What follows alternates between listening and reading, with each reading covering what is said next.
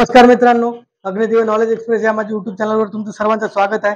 आज खूप important topic घेऊन आलो तुमच्यासाठी। तो आहे म्हणजे कोणता आहे तर जो काही पृथ्वी तलाव आहे की जे अर्थ सरफेस आहे त्याच्यावर सर्वात पहिले माणूस हा कोणता होता किंवा सर्वात पहिले जो माणूस तयार झाला त्याचं नाव काय आणि तो जो तयार होणारा माणूस होता तो तयार कसा झाला किंवा तो झाला हे कोणी सांगितलं, ह्या सगळ्या गोष्टी आपल्याला आज काय करायच्या आहेत, शिकायच्यात। मग आपल्याला आज अर्थ सरफेसवर सर्वात पहिला जो माणूस होता त्याचं नाव सांगतो मित्रांनो, तो त्याचं नाव होता ऍडम आणि त्याची जी बायको होती ती कोण होती, इव। मग तुम्हाला आज शिकायला भेटणार आहे की ऍडम आणि इवची लव्ह स्टोरी। काय शिकायला भेटणार आहे? ऍडम आणि इवची लव्ह स्टोरी शिकायला भेटणार आहे मित्रांनो। तर ह्या टॉपिक सुरू करायच्या आधी तुम्हाला मी दोन शब्द सांगतो। पहिला शब्द आहे मित्रांनो इव्हॉल्युशन। काय आहे? इव्हॉल्युशन। आणि दुसरा शब्द आहे रिव्हॉल्युशन। काय मित्रांनो? रिव्हॉल्युशन आणि इव्हॉल्युशन। तर लक्षात ठेवा मित्रांनो, आपण आता जे शिकणार आहोत तो इव्हॉल्युशन आहे आणि हा जो दुसरा शब्द आहे तो रिव्हॉल्युशन आहे। इव्हॉल्युशन म्हणजे उत्क्रांती आणि रिव्हॉल्युशन म्हणजे क्रांती। भले ही गोष्ट छोटी असली तरी लक्षात ठेवा, इव्हॉल्युशन म्हणजे क्रांती, इव्हॉल्युशन म्हणजे उत्क्रांती असतं। तर उत्क्रांती हा हळूहळू आणि क्रमिक होणारा बदल असतो आणि क्रांती म्हणजे सुद्धा बदलच असतो। पण फरक काय? उत्क्रांतीमध्ये जो होणारा बदल असतो तो हळूहळू होत असतो आणि क्रमाक्रमाने होत जाऊन तो फायदेशीर थोडा बदल असतो। पण जे क्रांती असते त्याच्यामध्ये अचानक घडून आलेला बदल असतो। तो कोणता असतो? अचानक घडून आलेला बदल असतो। मग त्या ज्या वेळेस मागे खूप क्रांत्या झाल्या म्हणजे समाजात अचानक बदल व्हायचे म्हणजे काय व्हायची? क्रांती व्हायची। मित्रांनो, मानवामध्ये हळूहळू बदल होत गेला म्हणजे काय होत गेला? उत्क्रांती होत गेली। हे लक्षात ठेवा। महत्वाचं काय आहे? इव्हॉल्युशन आणि रिव्हॉल्युशन। 2018 की 1918 की काहीतरीच्या ग्रुप बीच्या मेन्स मध्ये प्रश्न विचारला होता, इव्हॉल्युशन म्हणजे मराठीच्या पेपरला होता। इव्हॉल्युशन आणि रिव्हॉल्युशन मराठीच्या पेपरमध्ये, म्हणजे त्यांनी प्रश्न विचारला होता मराठीतून, उत्क्रांती आणि क्रांती मधला जो फरक आहे तो विचारला होता त्यावेळी। तर ते लक्षात ठेवा, बेसिक आहे म्हणून सांगितलं। आता आपल्याला आपला टॉपिक काय, ऍडम आणि इव्हची लव्ह स्टोरी शिकायची, ते महत्वाचं आहे। तर ज्या वेळेस आपण उत्क्रांती हा चॅप्टर शिकतो त्यावेळी सर्वात पहिले उत्क्रांतीमध्ये, उत्क्रांती या शब्दाची उत्क्रांती कशी होते मानवाची, ह्या टॉपिकची सुरुवात कुठून होते ते या थेरी पासून होते। त्याचं नाव आहे थेरी ऑफ स्पेशल क्रिएशन। काय?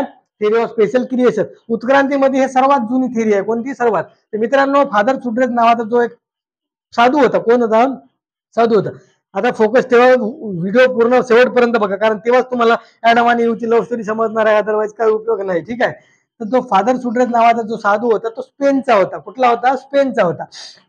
मित्रांनो, हे जे फिलॉसॉफर होते आधीचे, हे सहसा युरोपियन कंट्रीकडचे होते। आता सपोज हा युरोपियन कंट्रीकडचा समजा तुम्ही, फादर सुड्रेज नावाचा कुठला होता? स्पेनचा होता। यांनी काय सांगितलं? यांनी एक थेरी सांगितली जिचं नाव आहे थेरी ऑफ स्पेशल क्रिएशन। ह्या थेरीमध्ये सांगितलं सजीवाची जी निर्मिती आहे ती कोणी केली म्हणे? देव किंवा दैवी शक्तीमुळे झाली आहे म्हणे। कोणामुळे झाली आहे? जो काही पृथ्वी तलावर माणूस सजीव तयार झाले त्या सगळ्या सजीवांची निर्मिती कोणाने केली म्हणे? देव किंवा दैवी शक्तीमुळे झाली म्हणे। मित्रांनो, तुम्हाला एक गोष्ट सांगतो, हा जो काळ होता ह्या काळामध्ये जो समाज होता तो धर्म पुरस्कर्ता होता असं म्हणायला काही हरकत नाही। तर ज्या वेळेस एखादा फिलॉसॉफर असतो त्याला जेव्हा आपल्या एखाद्या समाजात विचार मांडायचे असतात, ते विचार मांडत असताना ते समाजाला अगेन्स्ट मध्ये झाले नाही पाहिजे किंवा दैवी शक्तीला धरून असले। जेव्हा केव्हा तुम्ही एखादी अशी फिलॉसॉफी जेव्हा मांडायचे त्यावेळेचे युरोपियन जे फिलॉसॉफर होते ते दैवी शक्तीला धरून मांडायचे। काम? कारण दैवी शक्तीचा पगडा सर्वात जास्त कोणावर असायचा? समाजावर असायचा। धर्माचा पगडा कोणावर असायचा? समाजाचा। जर तुम्ही समाजाच्या फेवर मध्ये बोलले तर समाज तुमचा पुरस्कार करायचा। सेम फादर सुड्रेजनी काय सांगितलं की सजीवाची निर्मिती देवाने केली तर समाजाने त्याचा पुरस्कार केला। आणि जर चुकून फादर सुड्रेजनी म्हटलं असतं की जे काही सजीव आहे सजीवाची निर्मिती वेगळ्याच काहीतरी झाली, देवाने नाही झाली, तर त्यावेळी समाजाकडून त्याचा काय झाला असता? तिरस्कार झाला असता मित्रांनो। त्याच्यामुळं हे ते आयडिओलॉजी असते, प्रत्येकाच्या प्रत्येक एरिया म्हणजे कंट्रीमध्ये किंवा युरोपियन कंट्री, आपल्या इकडे इंडियन एक कंट्रीमध्ये फरक आहे। ते विचारांचा फरक आहे। समाज पुरस्कार आहे की नाही ते त्याच्यावर थेरी किती डेव्हलप होणार आहे ते महत्वाचं असतं। ठीक आहे? असे खूप सारे चांगले चांगले फिलॉसॉफरला मित्रांनो समाज तिरस्कार सहन करावा लागला होता, सुसाईड करावं लागलं होतं, रस्त्यामध्ये त्यांना लटकून जाळत होते। का? कारण ते धर्माच्या अगेन्स्ट मध्ये जात होते। पण फादर सुड्रेजनी तसं केलं का? नाही। फादर सुड्रेजनी सांगितलं जी काही सजीवाची निर्मिती झाली आहे म्हणजे कशापासून झाली आहे? देवी शक्तीमुळे झाली आहे। आणि त्यांच्या जेनेसिस ऑफ बायबल मध्ये एका पुस्तकामध्ये त्यांनी सांगितलं की जीवनाची जे काही निर्मिती आहे, जीव जो निर्मित झाला सजीव पृथ्वी तलावर, त्या जीवाची निर्मिती 6 नैसर्गिक दिवसात झाली म्हणे। मग त्या 6 नैसर्गिक दिवसामध्ये त्यांनी सांगितलं पहिल्या दिवसात स्वर्ग आणि पृथ्वी तयार झाली, त्याच्यानंतर झाडं तयार झाले, त्याच्यानंतर मासे बेडूक तयार झाले आणि 6व्या दिवशी कोण तयार झाला म्हणे, माणूस तयार झाला मित्रांनो. असं कोण तयार झाला, माणूस तयार झाला. मग हा माणूस जो होता तयार होणार, हा कोणता माणूस होता, तर त्याचं नाव होतं मित्रांनो ऍडम होता. काय होता, ऍडम होता. आता कसा ऍडम तयार झाला ते महत्वाचं ना. ऍडम माणूस तयार झाला, पण पहिला माणूस कोण होता, ऍडम. तुम्ही कधी शाळेमध्ये गेला असेल लहानपणी, तुम्हाला प्रश्न विचारायचा आधी कोंबडी का आधी अंड, याच्या प्रश्नाचं उत्तर अजूनही कोणाला समजलं नाही, मलाही माहित नाही. तुम्हाला माहिती असेल तर कमेंट करून सांगा. तर सेम त्याच टाईप मध्ये पहिला जो माणूस होता तो ऍडम होता. मग आता लक्षात ठेवा, फादर सुडरॅज नुसार, त्याच्या थेरीनुसार तो काय म्हटलं की जे जीवाची निर्मिती आहे कोणाकडून झाली, दैवी शक्तीमुळे झाली. मग दैवी शक्तीमुळे झाली म्हणजे याचा अर्थ ऍडमची निर्मिती देवानेच केली.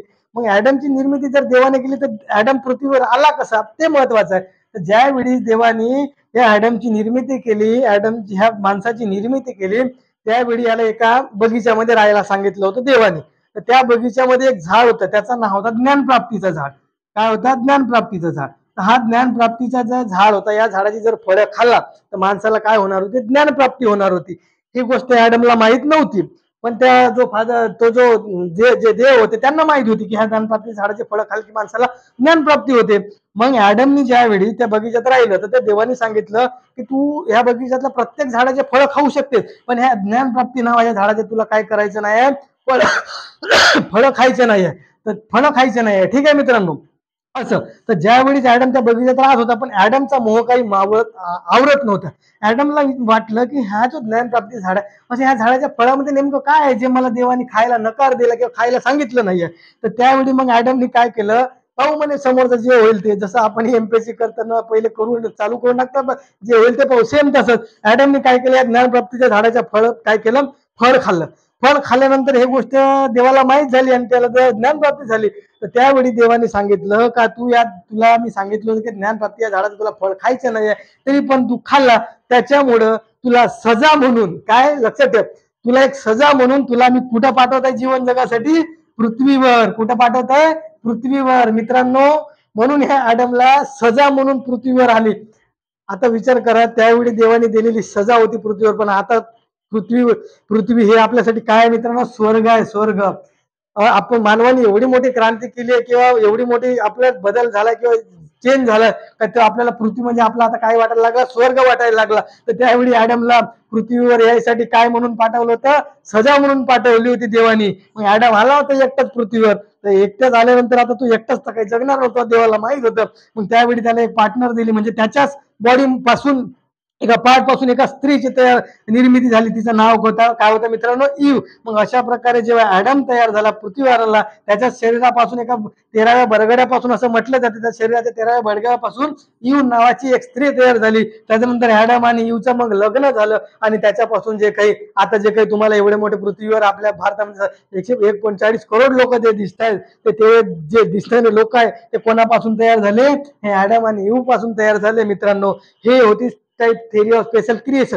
हे थोडे युरोपियन कंट्री टाईपची थेरी होती. म्हणजे हे जे विचारधारा जी आहे ना, हे ऍडम ईव हे सगळे ग्रीक वर्ड आहेत मित्रांनो. ऍडम म्हणजे त्याचं वेगळं मिनिंग होतं तसं. तर ते ह्या ऍडमचं नाव, पहिला माणूस त्याचं नाव ऍडम ठेवण्यात आलं, पहिली स्त्री ईव होती. हे जे विचार आहेत मित्रांनो, हे फिलॉसॉफी कोणाकडच्या, युरोपियन कंट्रीचे, ते त्यांच्यानुसार त्यांनी विचार मांडले. पण मुद्दा काय आहे, जेव्हा केव्हा उत्क्रांती या विषयाचा मानवाने अभ्यास करायला सुरुवात केली, त्यावेळी जेव्हा अशी कोणती तरी थेरी मांडली जाते, त्यावेळी काहीतरी विचार समोर येत असतात, काहीतरी आउटपुट समोर येत असतात. त्याच्यामधून मग हळूहळू उत्क्रांती कशी झाली हे घडत आलं मित्रांनो. तर हे सर्वात पहिलीच थेरी होती या टॉपिक मधली, उत्क्रांती मधली. त्याच्यामुळे त्यांनी त्यावेळचा जसा समाज होता त्या समाजाला अनुसरून त्यांनी विचार मांडला.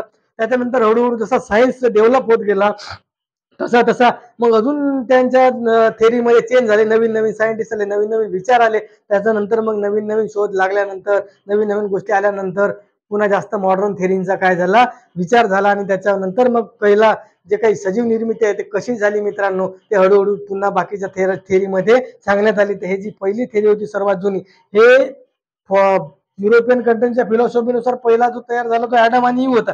जर हिंदू धर्मानुसार जर विचार केला, असं फिलॉसॉफी आहे, हिंदू धर्मानुसार जर विचार केला तर हिंदू धर्मानुसार जे काही जीवाची निर्मिती आहे ते ब्रह्मदेवाने केली अशी मानली जाते. आणि जो पहिला माणूस तयार झाला तो मनु होता, आणि त्याची जी म्हणजे पहिली स्त्री होती ही श्रद्धा होती. ही हिंदू धर्मानुसार. आणि फिलॉसॉफियन कंट्री तिकडे युरोपियन, त्याच्यानुसार ऍडम आणि ईव होती. तर मित्रांनो, हे ऍडम आणि ईव होती. आणि उत्क्रांती या चॅप्टर मधली थेरी ऑफ स्पेशल क्रिएशन नावाची सर्वात जुनी आणि पहिली थेरी होती. आशा करतो हे सगळं तुम्हाला आवडलं असणार. तर व्हिडिओ आवडला तर व्हिडिओला लाईक करा, शेअर करा, चॅनलला सबस्क्राईब करून ठेवा, जेणेकरून असे येणारे प्रत्येक मी रोज व्हिडिओ टाकत असतो, चांगल्या चांगल्या टॉपिकवर, नवीन नवीन टॉपिकवर टाकत असतो, माझे ट्रिक टाकत असतो, त्याचा फायदा घ्या. तर भेटू पुढच्या व्हिडिओमध्ये, तोपर्यंत काळजी घ्या. धन्यवाद.